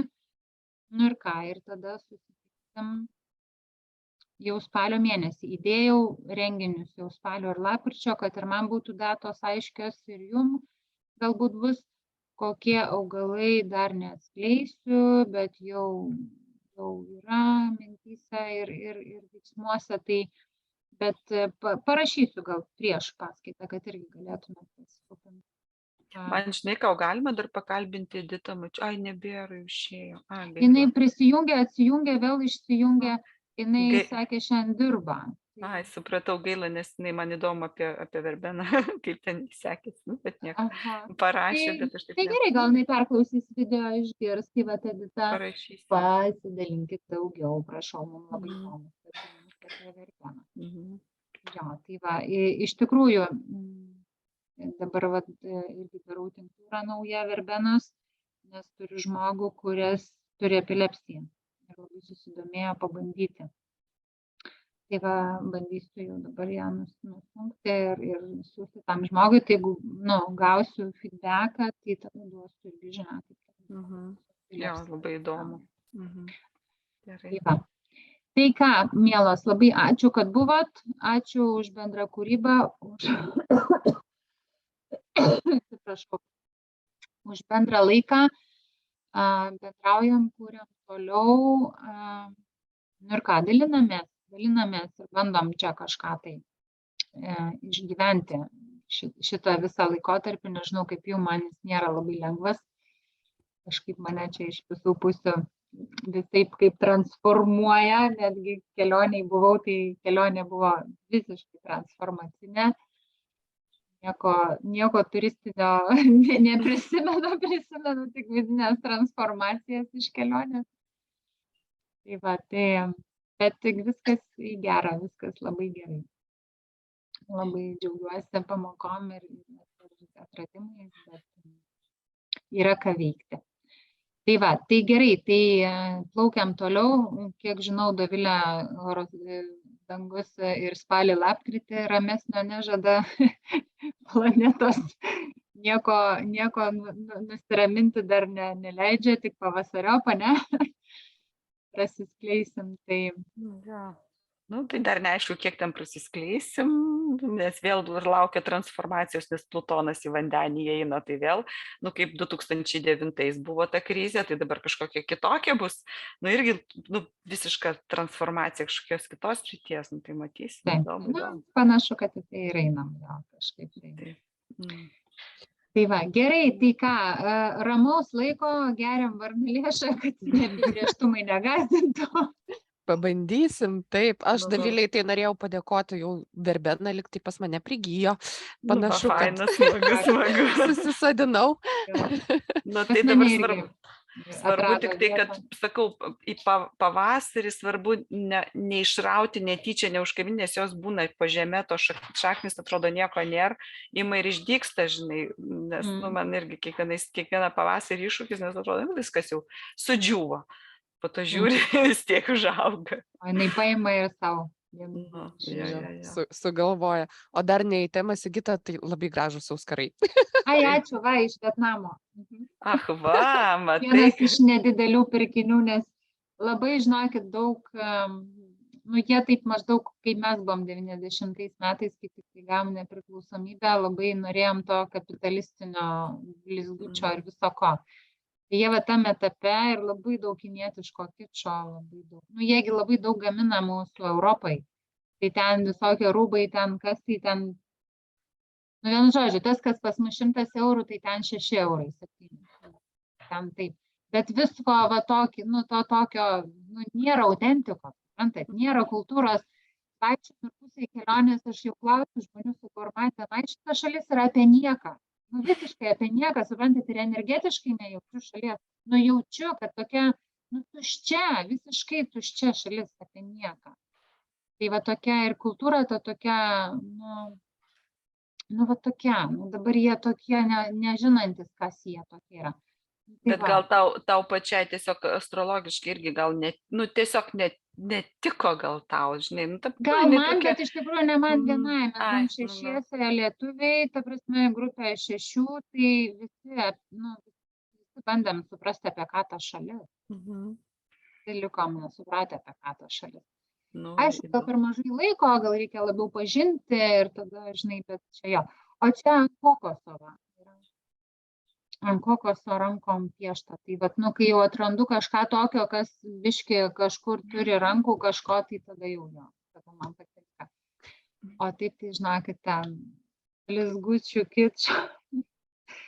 Ko tik tai norit, bet ne autentikų. Nu, ko turi, tai žinokit, ko parsivežiau. Žinot, ko parsivežiau?